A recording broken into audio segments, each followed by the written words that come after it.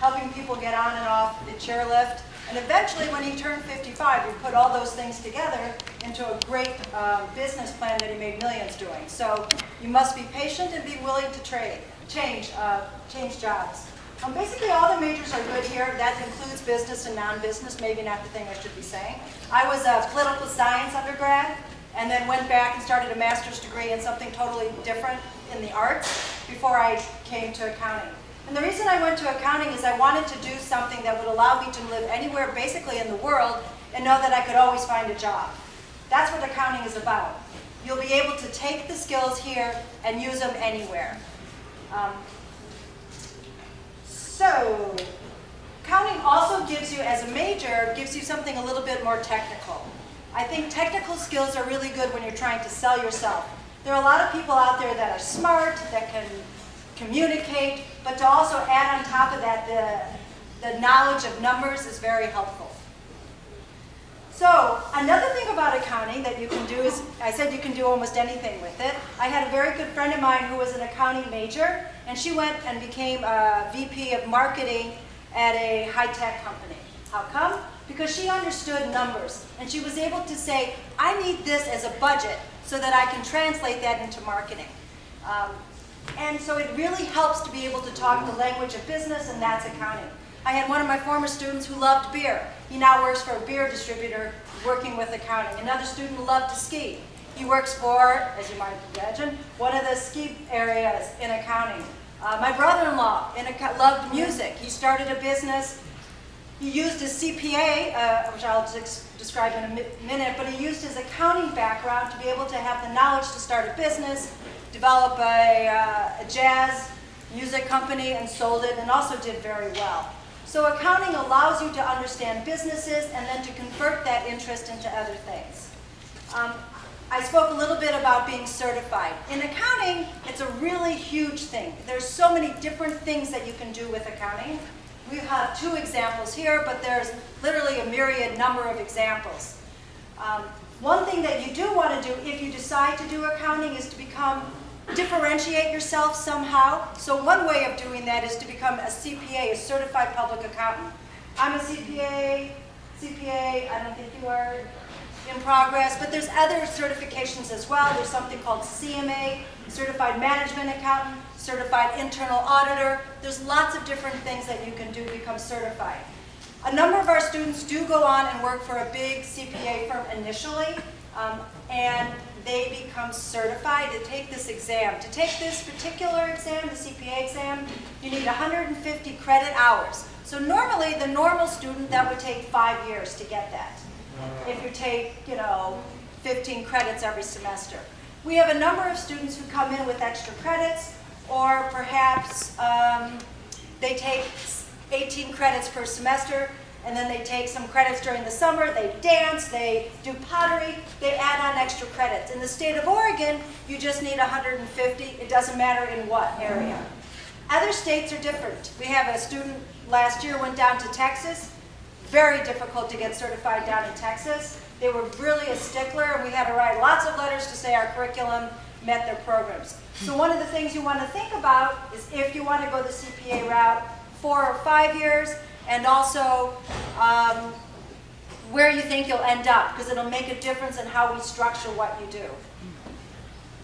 We do have a program, though, that can get you certified in either 4 or 5 years nicely. Some of my students choose to stay here and become certified through the 150 here. We have a number of students who cram it into 4 years, and we have really great students who graduate from here at 4, take a 5th year down at USC, Notre Dame, North Carolina, up in Washington. So there's different options that you can do.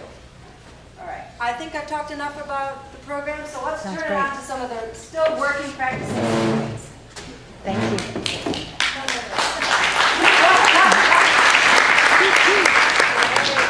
Hi everyone, my name is Amanda. And Amanda, we are going to ask you to use the mic. Thank you. I've never really used a mic before. Closer, closer. There you go. There you are. Thank you. All right, so my name is Amanda Moore. I work for KPMG. I've been there for about 3 years, and I started out with Dr. Linden's class in accounting. When I first arrived at University of Portland, I was a global business major, and I there abroad in Salzburg, and while I was there, did some soul searching and found that switching to accounting would be a great option for me, just because it's something, as Dr. Lipman mentioned, is very transferable. You can talk to anybody who's ever been in business. It's just, it gives you a chance to have conversations with people all the way from a controller level down to somebody who's at a staff level in business. So I think that's kind of one of my reasoning behind why I wanted to switch into accounting from global business, and also because I knew I would find a job right outside of school, which I did. So what do I do at KPMG? So I work in so KPMG has tax, audit, and then advisory, which is a very well-known service line. In Portland, we have our focus on risk consulting. So we do a lot of internal audit work, a lot of IT audit assistance to audit teams that do financial reviews. And the accounting degree is really important, and I feel like it's helped me out a lot in understanding the types of reviews that we do are a lot of financial reviews. We do a lot of SOX compliance reviews. Which are things that you don't know, so don't worry. Oh, right, sorry.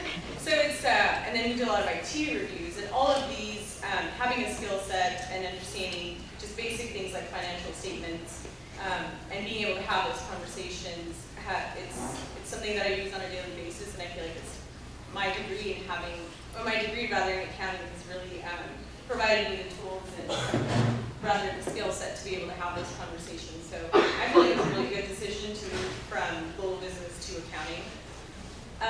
So let's see. Can you discuss, one of the reasons I asked Amanda to come is because she worked first in a volunteer capacity upon graduating here. So as soon as I was finished with my university years, I joined AmeriCorps. I don't know if you guys know anything about AmeriCorps, but it's like a year-long, it's the AmeriCorps Vista program, and you participate with a nonprofit that's just starting out, and we help build sustainable systems in place. It's a year-long service program. It's really great, and I work for a local nonprofit here in Portland. And while I was working there, I did a lot of HR and finance policy building work, and so I learned a lot about risk from a nonprofit perspective. And the job that I have now really addresses risk, business risk from all perspectives. So that was something really transferable. I didn't start using my accounting degree right off the bat, but when I did join KPMG, having that background in finance, having that understanding of how a business really works, really helped me transfer that skill set over and to really expand it. We also do a lot of operational reviews, and having knowledge, again, of accounting and just basically being able to understand how transactions flow from very beginning to the very end also helps out a lot. So, Yeah, and a lot of people come out and think, oh, I need to find a great job right away. I think she's one of those people that came out and said, I don't know exactly what I want to do with that sort of act. Yeah. I remember you sitting in my office. And this was a great thing. You go work in the community for a year, and you develop lots of skills so that when she went and looked for a job, she really had a wealth of knowledge to use that probably she didn't have right when she graduated. yeah, I agree with that. So I was able to get a great job because of that year experience. So don't be afraid of taking a year off and doing something else as well. Yeah, I agree with that 100%. I think it was really helped me, that time frame helped me mature. It also helped me give back to the community here in Portland, and I think that was something that was really important to me. And after I was able to do that, when I did find a job that was more in a corporate setting and I was making more money, it was kind of a nice transition to be able to do that. In terms of, so should I just discuss the strengths and skill sets and all that too? Great. I feel like some of the skills and skills and strengths to have during, or to build during your years in university, I feel like being able to be efficient with your time is something that, I feel like it's a very important skill set. I can speak to that a little later. Okay, well, I'll pass it on. And the last questions. All right. My name is Eric Barker, and I work here at the University of Portland. I graduated from here in 1990, before most people were born, I think. So about 27 years ago, I was sitting where you're sitting right now, and I had no idea what I wanted to do. The only thing I did know for sure is I didn't want to do accounting. I'd done 2 years of it in high school, and actually, I don't know if you still do this, but I took a club exam. I don't know if you heard of this college level exam program. But I took this program and then didn't have to take my first year accounting. I was a business major, but I didn't like the idea of doing accounting. How many people out there right now are thinking of doing accounting? Good. Because I wish I had. I wish I had majored in accounting. I majored in a program that's not here anymore called healthcare management, and I had a marketing major as well on top of it. And so that was in line with a career objective of mine, which is to go into hospital management, which is what I want to do at the time. I found myself gravitating toward the financial field though, as I got into healthcare. And in order to progress, I really needed to hone my accounting skills. So when I came back from MBA, I focused on accounting and finance. And then I took a few extra accounting classes and found I could sit for the CPA exam, and I did that. So I had sort of a convoluted path. I did major in accounting, like and came back to it later on. And so it's possible to do that. It's also possible to plan your career right now in having an interest in accounting. Say you like computer science, but you also like accounting. You can do the 5-year program. Make sure you get enough credits in accounting to sit through the exam. And you can do both. You can major, and that's for example, that'd be a great combination to have computer science as well as accounting. Echoing what was already said here, if you're going to major in business, or you want to go into business, accounting is the one thing you can't really do without technical training in accounting. But with an accounting degree, you can do anything else. So it really is the most versatile business degree you can go into. I really do wish I had done it. I wish I had gone the CPA route. Going through a CPA firm like KPMG, whether you're doing accounting or whether you're doing risk, some kind of consulting, it's a great finishing school for really learning those excellent business skills and seeing a lot of different kinds of businesses in operation. Let's see, what else? I would urge all of you just a little bit of side advice. Whatever you do, whatever major you take, whether you're majoring in business, whether you're majoring in arts and sciences, get an internship somewhere along the way. In fact, if you can actually work at a real job at a company that can employ you when you graduate, it's a great way to get hooked up with a job when you finish. What else? Yeah, I guess we'll have a chance for questions. Okay. Go back to you guys. Yeah. Well, I can start questions then. I want to add one thing. Is this? If Yeah. I can. Is that one? Is this one on? Okay, I want to add one thing. In terms of, some people ask me, should they double major?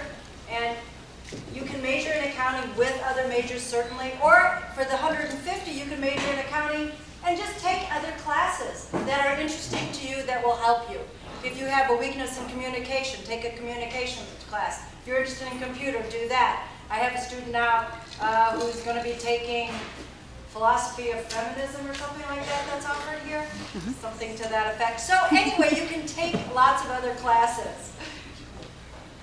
Okay. Not that stupid.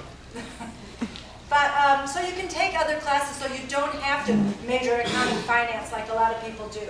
Or accounting and what is the ops management, which is more people are doing that. Feel free to experiment. Also, don't major in something because you think you will get a job or because your parents are telling you to do it. I also get a lot of students like that who don't do well, as you might imagine, in my class, if you're not motivated to enjoy what it is you're doing.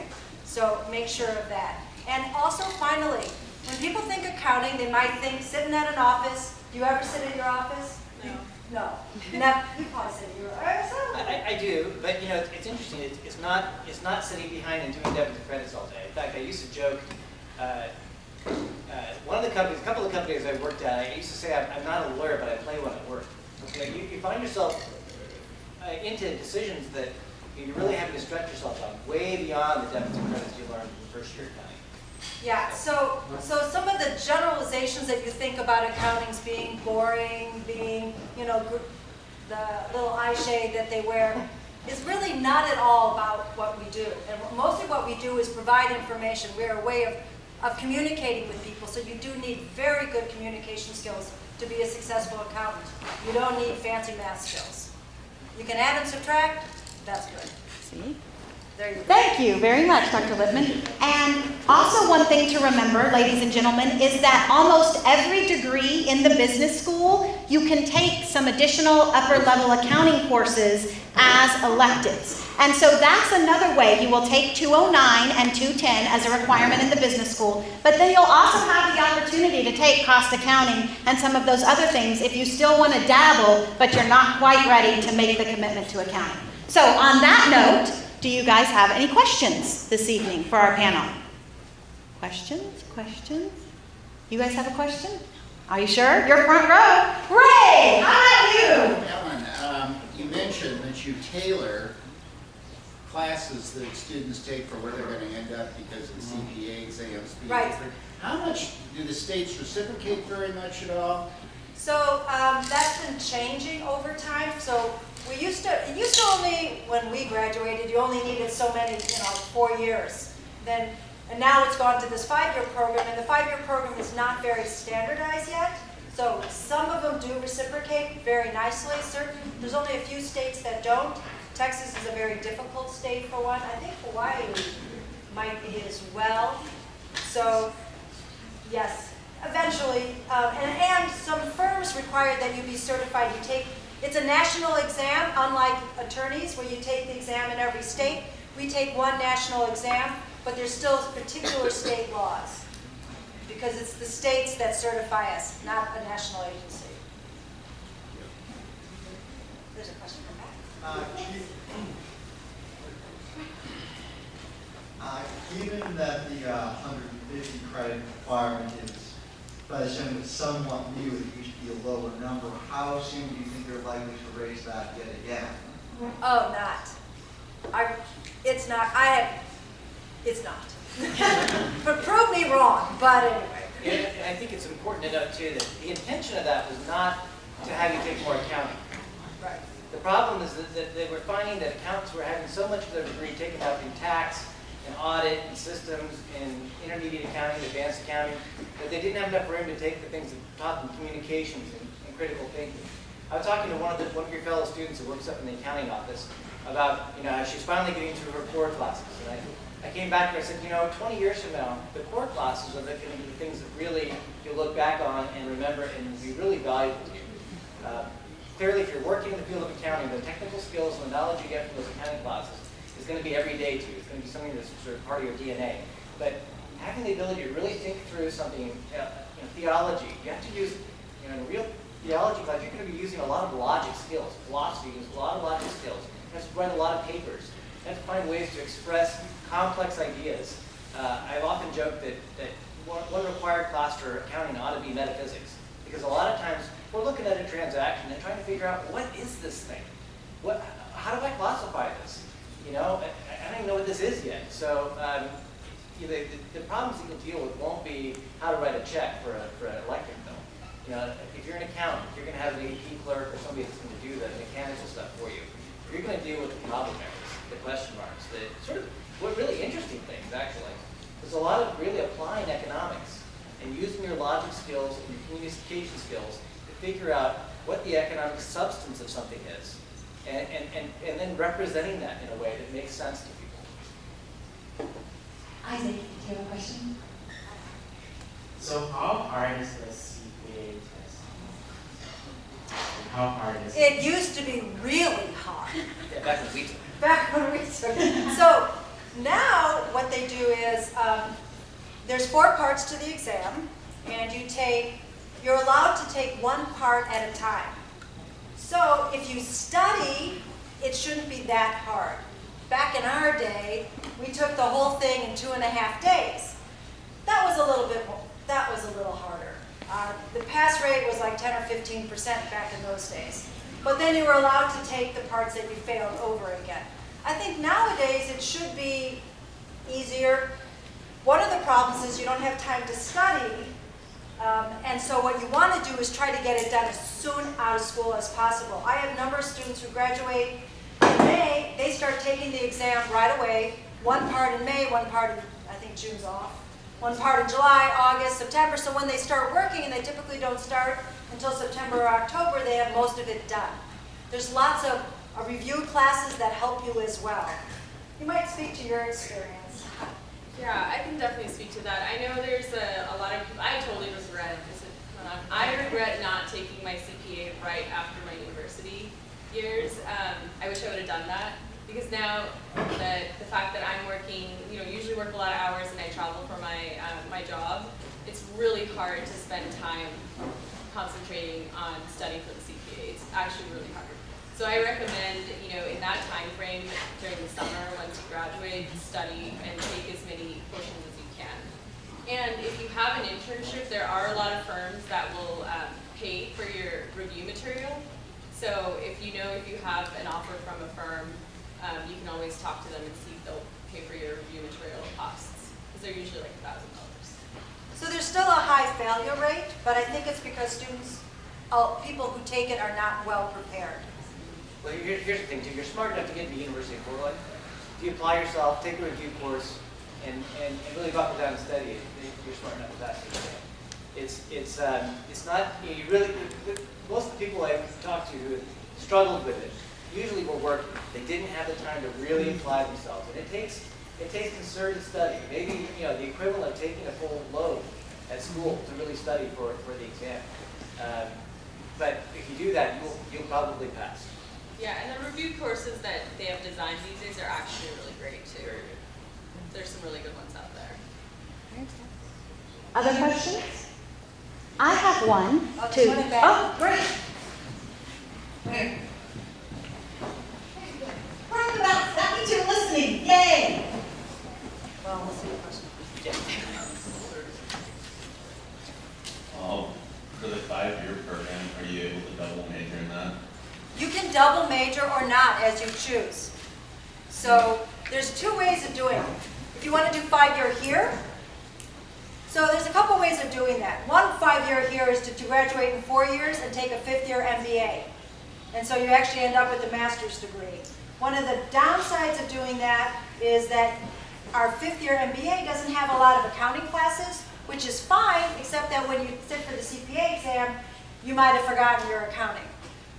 Or when I've had some students do a 5-year here, but by getting a bachelor's in 5 years and double majoring. There are some students that do that as well. Again, it depends a little bit about what you're willing to do in terms of what you come into the school with, and that can be individually worked on. But I had a number of students who like having a master's when they get out. Do you need a master's degree in accounting? Not for doing straight accounting, probably.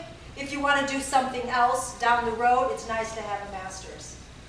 I have a former student here who works at Nike in accounting. She hires a lot of people. She looks for people that have 5 years rather than just 4. That's what she looks for. Okay, thank you.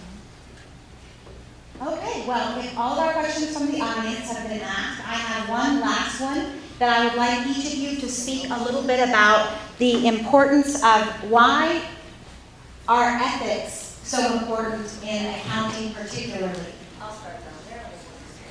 Oh. Who needs ethics? Way over here, Enron. Former firm called Our Friends. That's where I work for. Good firm. A lot of great people working for it, but some people, let ideas of making money get ahead of what was right. I can tell you about situations I've been in where you're tested.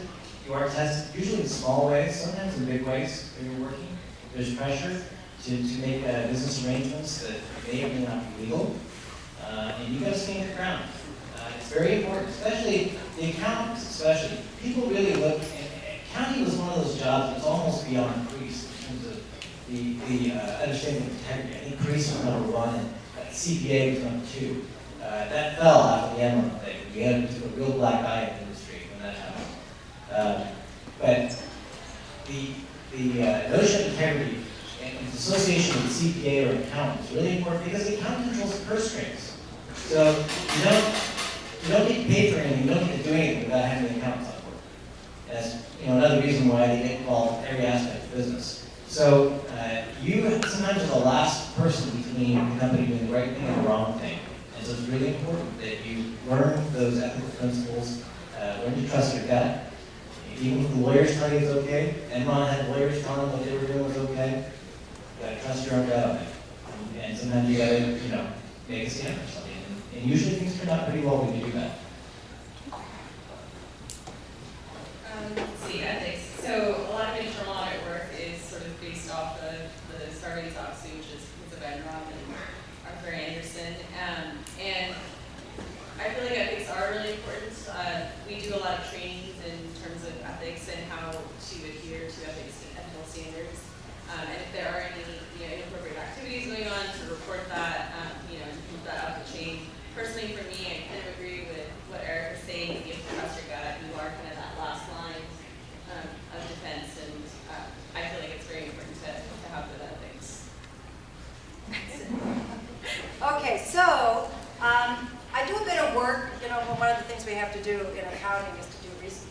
If we teach here, we're supposed to do research. And so one of my areas of research actually looks at the culpability of accountants. When something's wrong, and accountants just report the information fairly, are the accountants to blame, or is it the other people who were doing it wrong to blame? So I think a lot of times accountants park their ethics when they walk into a business and think, I can be good outside, but when I'm here, I'm going to take on the culture of the business. And that's really not okay. I think, as Eric mentioned, we're the last stop, and we have the ability, because we communicate information, to let people know what's really going on in a business. Now, there's two things that go on. When we talk about Enron, we talk about greed, we talk about recording things incorrectly in that case. What would be the reason that what's the incentive to record something wrong? And I see some of my students here, and they should be able to answer this. What's the incentive to record something wrong on your financial statements? I'm still here. Yes, yes, Money. please. What's that? Money. And how do you make money by reporting something incorrectly? Well, if you record your net income as lower and you pocket the rest of it. Okay, so that's out and out fraud where you're stealing from the company. But how about a manager who's not, he's not stealing money from the company, and they're just choosing to report something for my accountants. They're recording revenue before it's actually earned. Why would they be doing that? What was that? What did you say? Taxpayers. Yes, but as you know, oftentimes we haven't even talked about taxes here. That's a whole nother thing, another idea. Increase their stocks. So what that does is it if you think you're doing better, it increases your net income, and so people think, oh, this company's doing great, let's buy the stock. So managers oftentimes are compensated based upon, one, they get a bonus based upon net income, and two, they get an ownership interest. When they have an ownership interest, their stock will go up. So that's one incentive. And so as accountants, we should be able to be the stop gap on that and making sure it doesn't happen. There are now laws in place, whistleblower laws, that help people who want to come forward. But there's another kind of culpability, and that is when accountants report things that might be illegal. For instance, was it the Pinto? The Pinto. The Pinto. You guys remember the Pinto car? Yeah, you do, of course, right? And But how about that? Ask your parents about the Pinto. You had a Pinto? No, I said ask your parents about the Pinto. Okay, so here's a Pinto. This car had the, when it crashes, it basically blew up or something like that. It was Gas terrible. tank was outside the front. Yeah, the gas tank was in the wrong place. Now, the cost to repair that gas, once they realized that when it got hit, people would die, they said, okay, we got to fix it. How much will it cost to fix? And I don't remember the exact amount. It was like $10 or $12 to fix. It wasn't very much at all. They made a cost-benefit analysis that says, okay, $10 per car, however many cars are out there, versus the benefit for not doing it. So that would be the cost. And the benefit's saving lives. Well, they didn't think it was worth $10 per life to save, essentially. They did a cost-benefit analysis that we will lose money in lawsuits, but it will still be less than what it will cost to fix the car, so to make it safe. Well, you haven't heard of this car because they did their cost-benefit analysis wrong. Essentially, they forgot that human life really is important. So the accountant here could have done something. Rather than doing a perfect cost-benefit analysis and saying, there, it's perfect. I did everything right from an accounting standpoint. Perhaps they should have said, okay, this is done right, maybe from an accounting standpoint, but let's take a step back and think about what we're doing. So the accountants have that ability if they step forward and use it. So ethics, completely, it's what we do, it's who we're about. If we don't have that, we are worthless, we're not a profession any longer. Very good. All right. Well, one last question? I'll say, I had a couple of other thoughts to share. Do you have a question first? What's the question? Okay. Okay, go ahead. Go See, ahead. my father was an accountant as well. He didn't work as an accountant. He worked at the FBI. So those of you that are interested in watching what's going on in the world and taking part in helping, like terrorism, for example, one of the best ways to do that is to go and work the money. And so their careers go well beyond the traditional idea of accounting. So think very broadly how you can apply this sort of degree. The last thing I was going to add, I was busy on my phone here. I really wasn't like taking my email. I was looking for a quote. And it's a quote I've used in my class before. Are there any like literature buffs, potential English majors? No. Nobody? No, have you guys? Have you heard of Goethe? Johann von Goethe? Anyway, okay, you've heard of wrote a book called, a play called Faust. This wasn't in Faust, but one of his other works. He has a great quote that I can't find for you, but if you want to go Google it, his name is spelled Goethe. Go look it up. Double entry bookkeeping accounting. It's a great quote about what accounting is all about. That man gets it. So. And Al Capone, you've heard of Al Capone, he was stopped by an accountant. Not by, Tax evasion, right? Yeah, taxes. We do have an accounting club here on campus. Usually every other year we bring in the FBI as one of our speakers. They bring in FBI accountants to talk about how you can get involved. Use accounting in that field as well. Very good. Okay, guys, so they'll be up here for a few more minutes if any of you have individual questions. Thank you so much. Have a great night. Please give our speakers